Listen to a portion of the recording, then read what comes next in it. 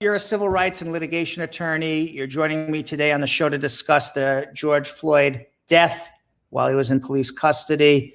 The charges of one ex-cop and the three other ex-cops have not yet been charged. And you also need to really let people know what they need to know when they're protesting and potentially getting involved with police and what their rights are. We still have rights in America. But let's first talk about Derek Chauvin. He was charged with third-degree murder, second-degree manslaughter. He's being held in the Ramsey County Jail on $500,000 bail. He's the first white officer in Minnesota to be criminally prosecuted in the death of a black civilian. Now, Floyd's family and attorneys, along with the protesters, they're saying they want a murder in the first degree for Chauvin, and they want the other three officers involved arrested as well. Let's first talk about why did they only charge him third-degree murder? Why didn't they give him second-degree murder? Why didn't they give him first-degree murder? So the main designation there, and before I even get into the law behind this, obviously, being a criminal defense attorney, dealing with civil rights, this is one of the reasons why I got into this field. Being a black man that grew up in New York City, it's a harsh part of our reality where we have chance encounters, whether or not we are, abiding by the law. But from a legal analysis standpoint, the main difference between the first-degree murder charge and some of the lesser subsections of first-degree murder is going to be the mens rea. What does mens rea mean? It's a Latin term that means intent, right? Intent in the mind. So in order for them to charge first-degree murder, it would have to be clear to now the Attorney General's office that's actually handling it, not the prosecutor's office, that Officer Chauvin had an intention to murder George Floyd during that, 8 minute and 53 seconds. Well, let me ask you a question. Okay. Did he have to have an intent to go murder him when he got to the scene of the crime? What if the intent was, I'm pulling the guy out, I'm now securing him, I'm going to put my knee on him, and then at some point over that 8 minutes, is there a way to prove that when he's yelling, I can't breathe, and he doesn't remove his knee, isn't that intent to kill somebody? Yeah, the intent can be formulated on the scene, right? Like, so for example, in a quote unquote traditional hypothetical murder situation, right? You've got someone that sits in his house and he writes a death list, for 2 weeks, and he goes out and kills someone. It's very clear that, for a long standing period of time, he had an intention to murder someone. Another example of someone formulating an intention on the scene is, say you're at a bar and you get into an argument with a guy and you pull out a knife and you stab him in the chest. In that situation, obviously, you didn't go to the bar per se with the intent to murder someone, but in that moment, in that split second, you actually had a change in your heart and in your mind, and you decided to want to take someone's life. So in this situation, they could obviously upgrade the charges. There are a number of other things that would also help in doing so. I understand. I watched a few statements from both the governor and Attorney Crump, who's actually someone I've worked with in the past, about what's happening right now, and they're still kind of trying to purse through the. Why don't you think they did it? Why didn't they charge first-degree murder right away? Yeah, why don't you think so? You don't think that they can prove it? I didn't think they knew enough, right? It wouldn't reflect really well in terms of the public if they went out and charged first-degree murder right away, and then some piece of evidence came out and they had to reduce the charge. That never reflects well for the health or quote unquote the lifespan of a case. However, a situation like this, you were a prosecutor in Manhattan. You never want to lower charges. As a prosecutor, you want to add charges as the case goes on. Is that the theory?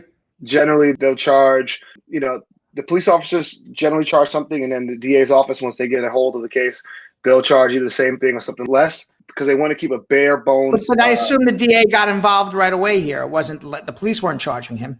Always have a special unit that's going to deal with any law enforcement cases. So they'll charge bare bones. They'll do the investigation. The body cam footage is still being released, to the actual Attorney General's office. And if they have enough basis for a first-degree murder charge, I would absolutely advocate for it. As a champion of social justice, it is the appropriate charge here. From my looking at the video, it was a tough video. Are you saying that? Let me ask you a question. Are you saying that, and I recognize there's an emotional component, you're a black man who potentially could be targeted himself, despite the fact that you're an attorney. Are you saying that from an emotional standpoint that you want to see him, or are you saying that as an unbiased observer, I used to be a prosecutor. There's no question. If I was a prosecutor, looking at this in an unbiased way, this is first-degree murder because there's a lot of emotion here. Yeah, it's not that clear cut, right? Charging first-degree murder and then proving that beyond a reasonable doubt at a trial is a whole different story. I think theoretically, a third-degree manslaughter conviction would be a slam dunk and easy to prove at trial. So what's appropriate and what can be proven may not be the same thing. They may not be symbiotic. However, I do think unbiased under the law, there is enough to charge at this point, enough probable cause to charge first-degree murder at this point. That doesn't necessarily mean they'll be able to get a first-degree murder conviction. But even still, if you charge first-degree murder, that doesn't necessarily mean that the second-degree manslaughter, the third-degree manslaughter would go away just because you charge first-degree murder. You can actually go forward and ask for lesser included if this case were to go to a trial. And, it wouldn't be a situation where it's first-degree murder or third-degree manslaughter and nothing else. So I would say, being a former prosecutor, they do have enough. What the most poignant thing is that most people want him away for life. Mm-hmm. Most people don't want to see him ever see the light of day again. Third-degree murder doesn't do that, right? No, my understanding, I'm not a Minnesota lawyer, so take this with a grain of salt, but my reading of their statute is with third-degree manslaughter, you can serve up to 25 years in jail with that, but obviously the first-degree murder would carry a possible life sentence as a maximum punishment. Now, apparently there was some news reports that came out that they were working together in a nightclub. We don't know if they knew each other. We don't know what contact they had with each other. Would that make a difference if they knew each other? Yeah, absolutely. It's actually how would you not know the person if you were? How big is this nightclub? How would you not know the other security guard you're working with?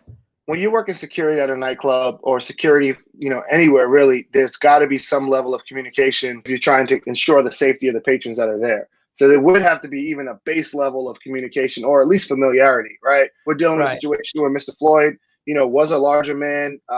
He would be memorable, just the same as, the officer who's off duty working in a nightclub. So I don't buy for 1 minute that this officer didn't have a pre-existing, at least, knowledge or awareness that, he may or may not have known Mr. Floyd. Why it's important here is because, again, in order to get a first-degree murder charge, you need criminal intent. If there's some sort of pre-existing relationship, that would really, really change and impact the way you would evaluate this, quote unquote, when the other circumstances would have been a chance forged $20 bill or a chance arrest. If there was some sort of previous knowledge or relationship, then obviously it may be easier to prove some level of a grudge, and there may be, even more, evidence to look into it and dive into here. But I think the actual strongest point that they may have, in addition to him possibly knowing him from work, is going to be the length of time that he kept his knee on Mr. Floyd's neck, and even more so, the amount of time even after it was clear that he had no pulse, and even after the bystanders were saying, check his pulse, that he did nothing, even after the ambulance and bystanders were saying, hey, you're killing him, and he did nothing. Even after the ambulance arrived, he still had his knee on this guy's neck. I don't know what was in his mind when he got to the scene, but when I watched that video, which was, I was only able to watch it once. It was so upsetting to me. But when I watched that video that one time, there's no question in my mind, if I was an independent juror, that at some point he intended to kill the man. How do you not get off with the guy? Because he can't say, I felt my life was in danger, because that's always the defense of the cop. I had to do it because my life was in danger. But he's on the ground. He's not moving or barely moving. His arms are locked behind him. What in the world could this guy have done to these officers? Nothing. There's no excuse for it at all. And even after the EMT arrived on the scene, his knee remained on his neck. It just was so callous. In the law, there's a phrase, indifference, that could also lead you to a first-degree murder charge. Depraved indifference to human life. That's what when I see this video, that's what I see. I see another human. You think that there will eventually be what is it called? A upper charge? What would you call it? A new charge added for depraved indifference?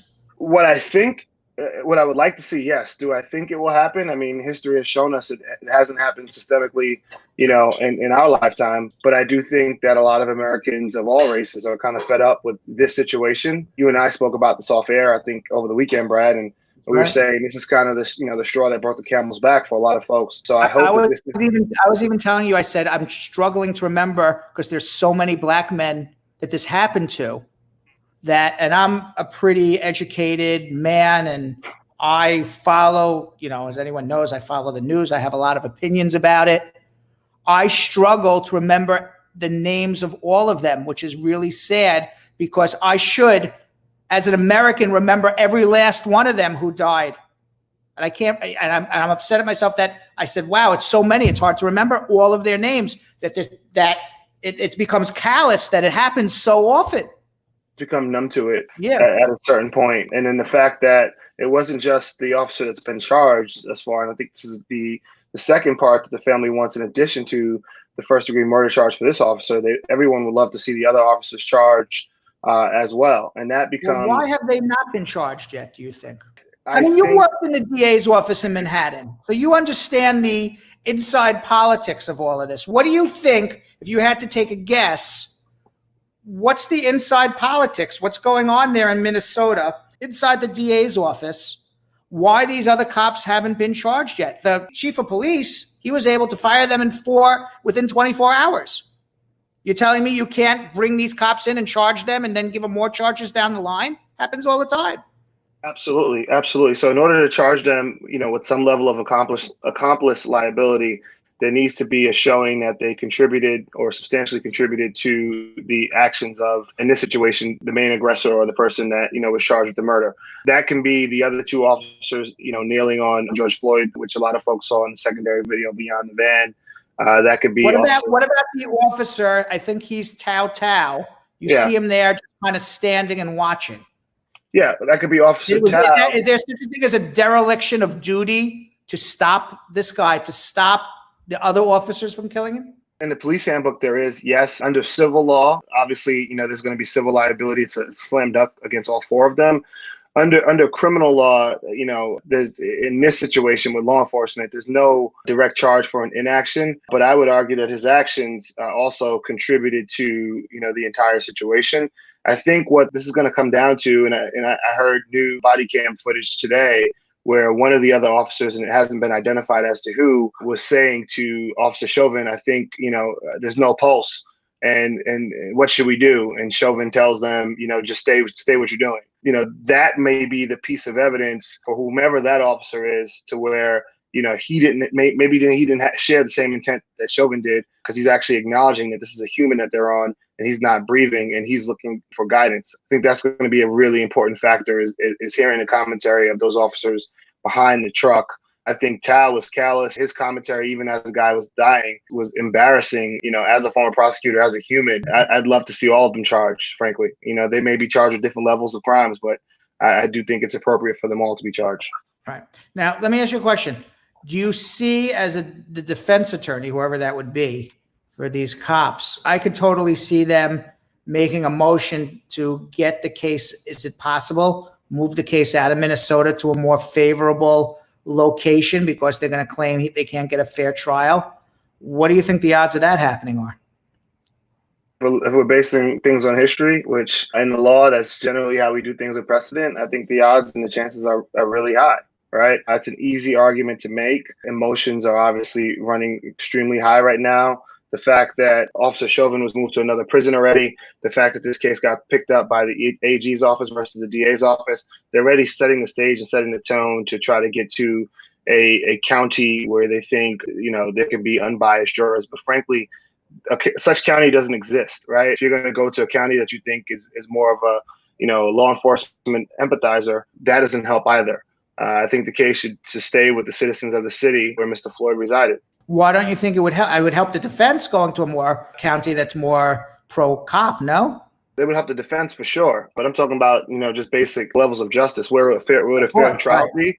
No, I'm just thinking as a defense attorney, what we're going to be seeing down the line. I'm the defense attorney here. I mean, I would never be this guy's defense attorney. I have certain, moral compass I have to abide by. But If I were the defense attorney here, I would be trying to get this to the most lily white county in Minnesota, where they, love law enforcement and They they love blindly. guns.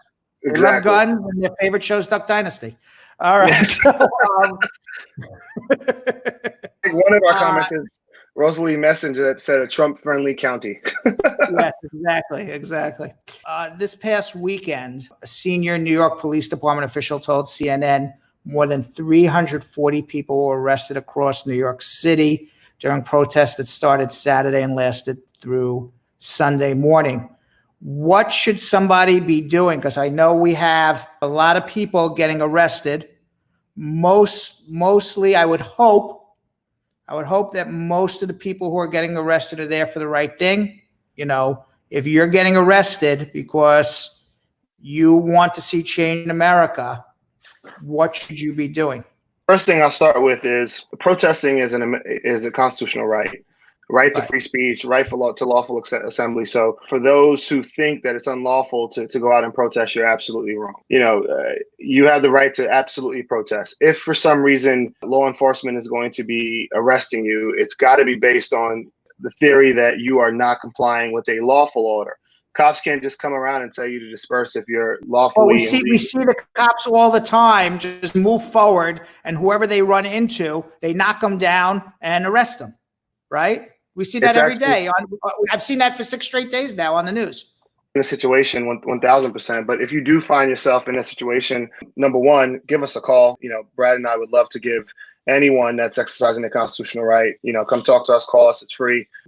That's one of our ways that we want to give back and help folks out here. But the first thing you should do is, to the best of your ability, try to document every single thing, right? For a number of reasons. First, you want to get the cop's name, badge number, if you can. We've seen, unfortunately, and illegally, we've seen cops withhold that information from protesters. We want to get all of the witnesses' names around you, if you're able to. If you're with a group of friends or colleagues, which most protesters are, have those people film the arrest and document everything. Take pictures, take photographs. That can help protect you in your defense if you are charged with some level of disorderly conduct, which is a very, very vague crime, especially here in New York City. It's a violation and not even really a crime, where they can, whenever you pretty much disobey a cop's command in New York City, I've seen it overused from the time I was a prosecutor, even as a defense attorney. It can help protect you defending that. And then secondarily, if you were to file a civil action based on Section 1983, or at least even a civilian. Okay, so all right, let's start. Okay, they get arrested. What should they do? So first thing you do. Yeah, first thing you do, to the extent that you can comply and protect your body, make sure you're safe. Comply. You'll fight the battle later, right? There's nothing to be gained in that situation, as we've seen. By the way, we've learned that complying doesn't make you safe, but in theory, it should make you safer. In theory, right? But we've learned that's not necessarily always the case. Absolutely. Exercise your right to an attorney right away. I mean, in these situations, it's a lot different than your normal, street stop. I'll give you one more. If you know you're going to go protest, call David ahead of time. Yeah. Call me. Have David on your speed dial. So if you get arrested, he knows who you are. He's coming for you. How's that one? Absolutely. Have a good attorney. Have a good attorney ready. Hopefully it's us, but definitely exercise your right to counsel. And to the extent that you can get all the information of everyone involved and have witnesses there to help corroborate your side of the story, that's going to it's going to be really helpful for you. Now, you have a civil rights action.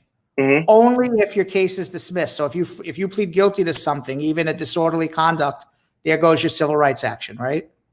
To sue the police. A number of different civil actions you can have depending on the circumstances. So obviously false arrest is the one that you're referring to, Brad. If they arrest you and you actually, are convicted of something, you are precluded from filing a claim for false arrest or prosecutorial misconduct. However, oftentimes we're seeing in these situations, there's not just a false arrest claim that may be available. There may also be infliction of intentional tort. An intentional tort, excessive force by the police. You can be convicted of anything. That doesn't give the police a green light or a pass to to beat you up. So if you are convicted of a crime, does that mean that you're absolutely precluded from filing civil action? No. There are several other civil actions that may be available. It's a case-by-case analysis. However, the more and more documentation you have on both the criminal liability side and on the civil side, the better it's going to be for you. And that's something else that we specialize in: civil rights law, personal injury. We filed a number of lawsuits against NYPD. I'm a champion of social justice. Something that I hate to see. It's a fight that I like to fight. I'm not afraid to go toe to toe with them. I'd love to help anyone out in those situations. All right. Well, David, thank you very much for coming on. I really appreciate filling in on your thoughts on this, and we'll have you back this week because it's important that we have a knowledgeable person who knows exactly what's going on, both from the prosecutorial point of view, from a criminal defense point of view, from understanding how prosecutions work, understanding how to defend people who may get arrested, to all the way suing both state and federal governments for violations of your civil rights. We need to have a lot of knowledge about that always, but never more now than never than this week. So and anytime you need or want me on, Brad, I'm here. To the Brad Squad, thanks for tuning in. We appreciate you. And Brad, I'll talk to you off air. All right. And David, to reach David, it's the same telephone number. It's 1-800-529-5465. That's 1-800-LAW-LINK, 1-800-529-5465. David, again, thank you very much.